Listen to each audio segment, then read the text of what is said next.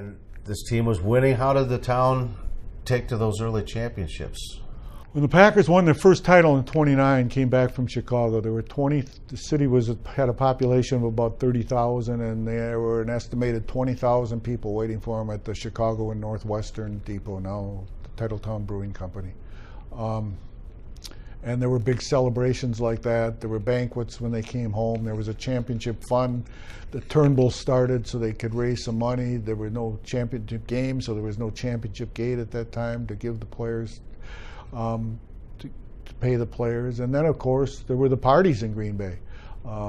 Green Bay did not shut down for Prohibition, so it was wild times here. Green Bay was maybe the only place in the league where the bars were open and fans knew it and congregated before and after games during those, 13, 14 years where nobody was supposed to be drinking in the United States? Yeah, we pulled a fast one on them.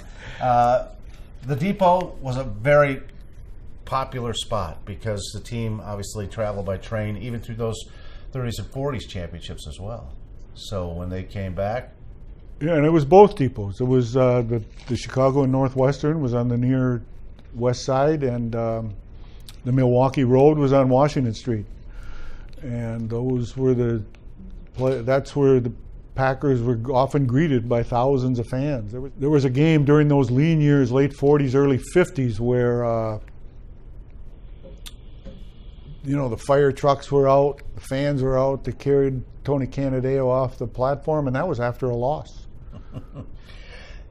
And the '61 championship game, first one in Green Bay, beat the Giants.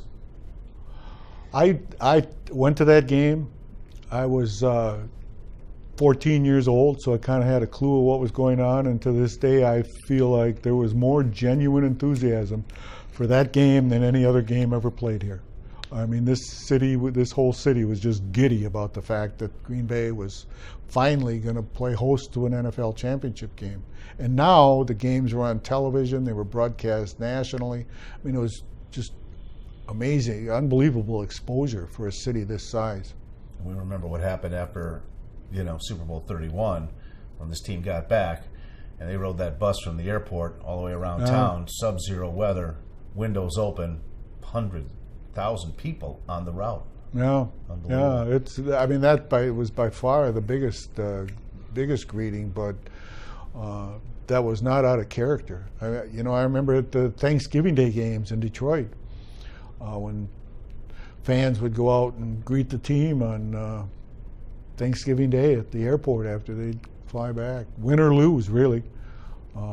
Anytime that was one of the favorite things to do.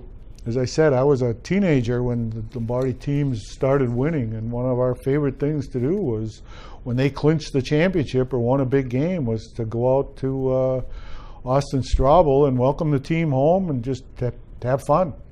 That was in one of those lines too, back as a kid.